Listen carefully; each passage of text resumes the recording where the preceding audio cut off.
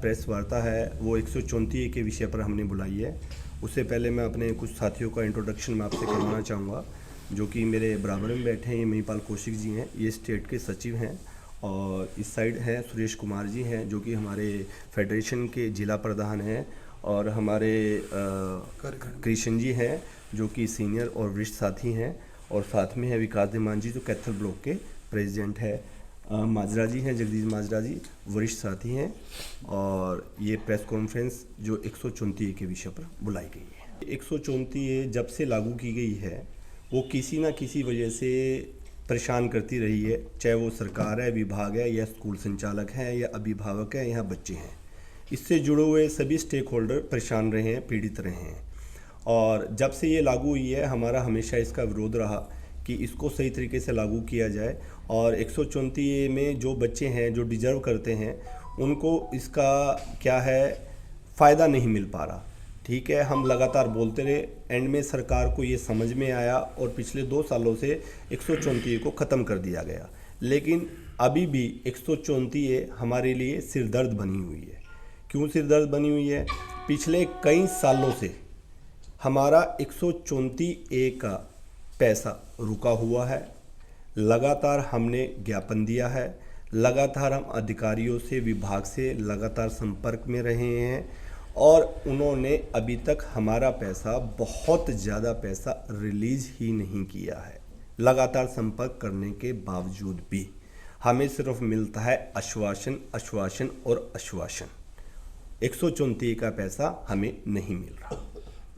तो कितने स्कूल हैं और कितना पैसा जो है वो आया हुआ था? और बताया जा रहा है कि जैसे कि 72 स्कूल है तो 78 लाख रुपए का पैसे आए थे, लेकिन वो उन स्कूलों को नहीं मिले। कहीं ना कहीं गोलमाल है। सबसे बड़ी बात ये है यहाँ पर कि लगभग 4.5 से 5 करोड़ रुपया कैथल जिले का 134 का बकाया है, जिसे हम विभाग से मिलकर रिलीज करवाने का भरकस प्रयास कर रहे हैं।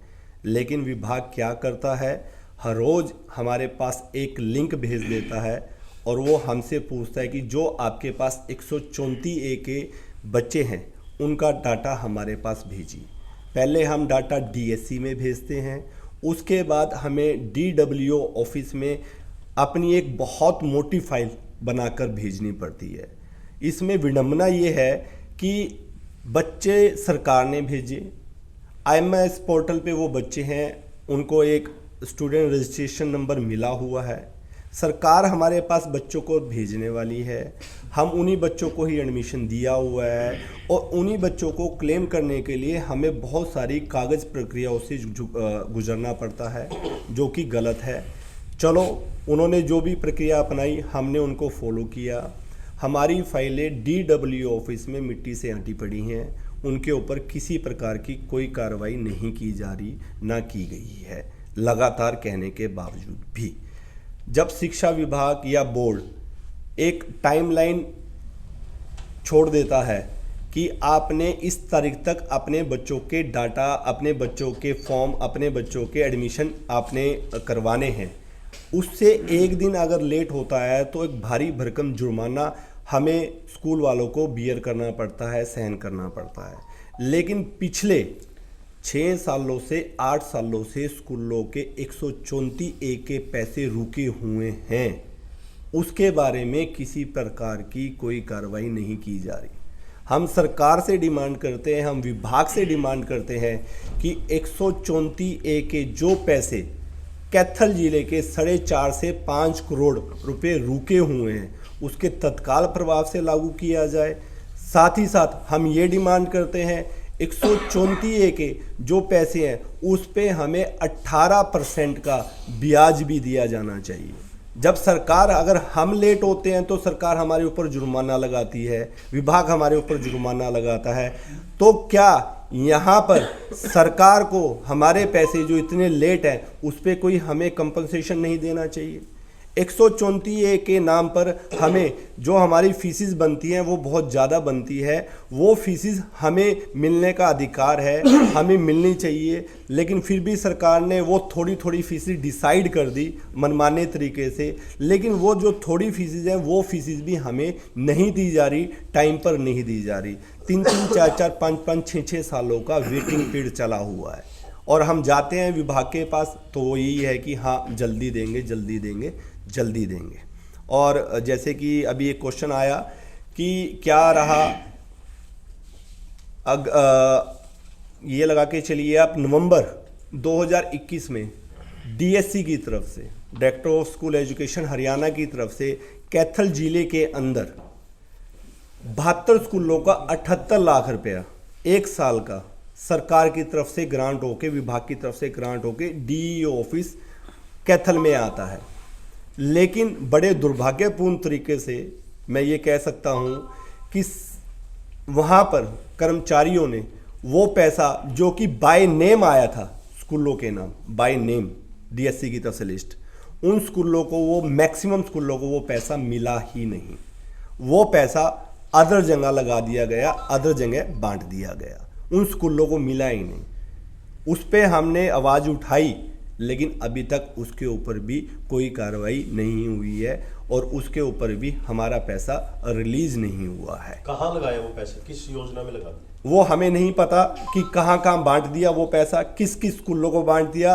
उस लिस्ट में जिस भी स्कूल का नाम था किसी और स्कूल को वो पैसा दे दिया। वो पैसा क्यों दिया गया, जबकि डीएससी से बाय नेम उस स्कूलों के नेम के हिसाब से वो लिस्ट आई थी। तो ऐसा काम क्यों किया गया, किस तरीके से किया गया, काम के लिए इस्तेमाल किया गया पैसा? वो पैसा, वो देखिए आपको डीडब्ल्यू ऑफिस से ही पता लग सकता है कि कहाँ पर पैसा वो यूज़ किया, किन स्कूलों को बांट दिया गया और कैसे बांट दिया गया, जबकि उनको ये अधिकार ही नहीं था बांटने का। कब से कब तक का, कितने स्कूलों का कितना पैसा बकाया है? लगभग ओवरऑल मैं आपको बता रहा हूँ, जैसे मैंने पहले भी वक्तव्य दिया है, लगभग 4.5 से 5 करोड़ कैथल जिले का आज तक का बकाया है। इसमें कैथल के लगभग 250, 250 से 350 स्कूलों का डाटा है लगभग। कितने बच्चे हैं? बच्चों का डाटा, एग्जैक्ट बच्चों का डाटा मैं नहीं दे पाऊंगा अभी, अंदाजा इसमें हजारों बच्चे हैं जी। और इसमें एक सबसे बड़ी विडंबना एक ये भी है, सरकार जो हमें पैसे देती है वो 8वीं क्लास तक के बच्चों के पैसे देती है और 9 से लेकर 12 तक के बच्चों के पैसे हमें रिलीज ही नहीं करती, देती ही नहीं है। और जबकि जैसे जैसे बच्चा छोटी क्लासेस से बड़ी क्लासेस की तरफ जाता है तो वहाँ पर बच्चे के ऊपर जो खर्च होता है स्कूल का वो बढ़ता चला जाता है। जैसे कि 10th में हो गया, +1 में हो गया, वो स्ट्रीम चूज करता है तो वो उसके लिए बहुत फैसिलिटी स्कूल को प्रोवाइड करवानी पड़ती है। 8वीं तक तो सरकार जो कि एक छोटा सा अमाउंट है वो हमें देती है, 9 से लेके +2 तक का अमाउंट कोई भी हमें देती ही नहीं है, किसी भी प्रकार का पैसा हमें नहीं देती है। इसके लिए क्या पैमाना बनाया गया सरकार के द्वारा, भाई 134A का जो पैसा है आप लोगों को दें? पैमाना तो ये सरकार ने हमारे पास बच्चे भेजे हैं और उन्होंने डिसाइड किया हुआ है कि जो अर्बन स्कूल हैं उसमें 5वीं तक के 700 रुपीज़, जो कि पहले 500 रुपये होते थे, 300 रुपये होते थे, वो हम लगातार डिमांड करते रहे तो वो सरकार ने पीछे कुछ बढ़ाया है पैसा। तो स्कूलों का रुका है या कुछ ऐसे स्कूल भी हैं जो किसी का कोई ऐसा स्कूल नहीं है जिसका अकाउंट क्लियर हो 134A का, पूरे कैथल जिले की मैं बात करता हूँ। कोई सिंगल स्कूल नहीं है जिसका पैसा क्लियर हो, सिंगल स्कूल नहीं है। ऐसे स्कूल भी है कैथल के अंदर जिनका पिछले 6 से 7 सालों का एक भी रुपया 134A का आया ही नहीं है। स्कूल ऐसे भी तो हो सकते हैं जिसमें थोड़ा बहुत पैसा आया हो। हाँ, थोड़ा बहुत पैसा आया है। अब कई स्कूलों की मैं बात करता हूँ, कई स्कूलों का पिछले 4 सालों का पेंडिंग है, कई स्कूलों का पिछले 5 सालों का पेंडिंग है, कई स्कूलों का पिछले 3 सालों का पेंडिंग है।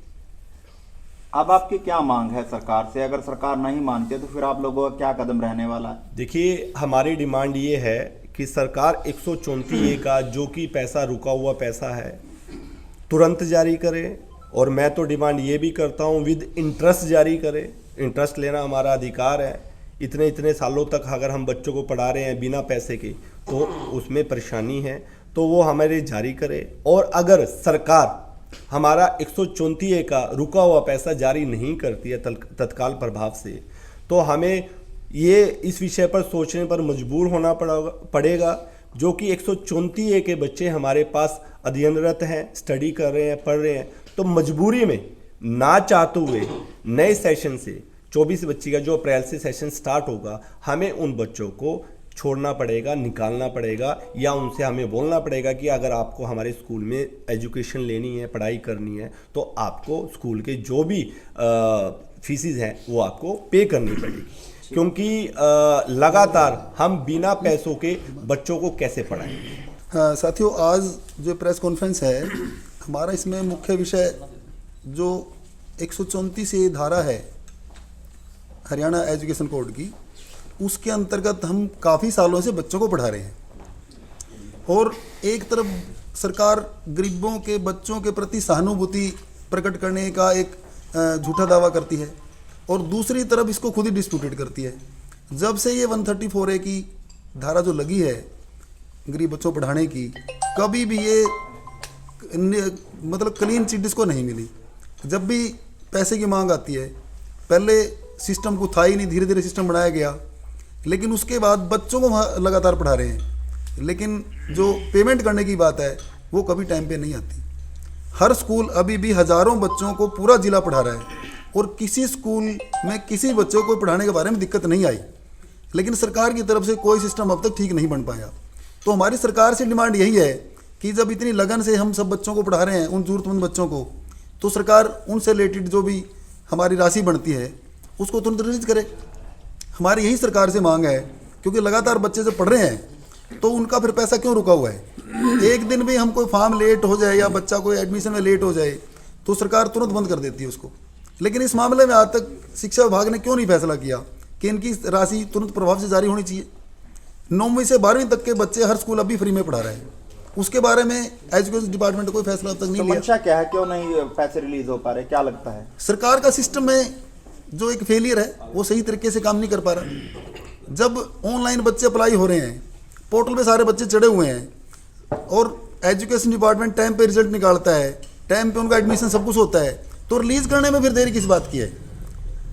विभाग के पास पूरा रिकॉर्ड है हर बच्चे का, लेकिन हमें फाइल जमा कराने के लिए बोला जाता है। बहुत से स्कूलों को भी ये भी जानकारी नहीं है कि उनकी फाइल BRC ऑफिस में है या D ऑफिस में गई हुई है। BRC ऑफिस में जाएंगे, कहेंगे D ऑफिस में पता करो जाके जी, वहाँ कहेंगे तो BRC में वहाँ से आई ही नहीं जी। मतलब इतना बड़ा लैप्स है बीच में कि उसमें कोई क्लियरेंस नहीं हो पा रहा, और हर स्कूल पढ़ाना चाहते हैं इन बच्चों को। तो आपका जो प्रतिनिधिमंडल है मिला है शिक्षा मंत्री से या फिर किसी डिपार्टमेंट? शिक्षा मंत्री से मिले हैं बहुत बार। मंत्री जी ने हमें आश्वासन दिया है कि आपकी राशि तुरंत प्रभाव से जारी की जाएगी, मिले थे लास्ट टाइम? और ये करीब 5-6 महीने का समय हो गया जब मिले हम शिक्षा मंत्री से। उनकी तरफ से कभी कोई ऐसी हमें दिक्कत नहीं आई, लेकिन आगे जो सिस्टम है वो नहीं अच्छे से काम कर पा रहा है, वहाँ हमें दिक्कत आ रही है। इस संदर्भ में किस किस को मिल चुके आप लोग? एजुकेशन मिनिस्टर से मिल चुके हैं, डायरेक्टर से मिल चुके हैं इस मामले में, और टाइम बाय टाइम डायरेक्शन भी दी गई है, लेकिन जब सिस्टम आके बात आती है तो वो फिर टाइम पे काम नहीं हो पा रहा। मैं नवनियुक्त डिस्ट्रिक्ट प्रेसिडेंट हूँ, और पहली बार लगभग मैं प्रेस से रूबरू हो रहा हूँ, तो एक बार फिर सभी को नमस्कार। तो 134A जो है वो गले की फांस बनी हुई है तमाम बच्चों के लिए भी और आप लोगों के लिए भी, तो अब क्या कदम उठाया जाएगा? तमाम बातें तो हो गई हैं। साथ ही बात ऐसे है कि मैं व्यक्तिगत तौर से DWO मैम से मिल चुका हूँ, 2 बार मिल चुका हूँ। उन्होंने मेरे को आश्वासन दिया कि आप ये जितने भी स्कूलों की राशि पेंडिंग है जल्दी ही दे दी जाएगी, लेकिन जितनी बार भी गए हैं आश्वासन ही मिलता है। अभी जस्ट मैं अभी कम से कम 4-5 बार कॉल कर चुका हूँ, यानी कि DWO ऑफिस वाले कॉल तक नहीं उठा रहे हैं। समस्या बड़ी गंभीर बनी हुई है।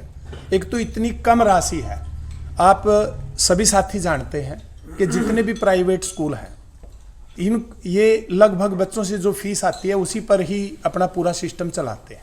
वो फीस सरकार ने माफ़ करवा दी। 134A में मात्र थोड़ी बहुत राशि वो दे रहे थे, यानी कि उन्होंने अनाउंस किया है।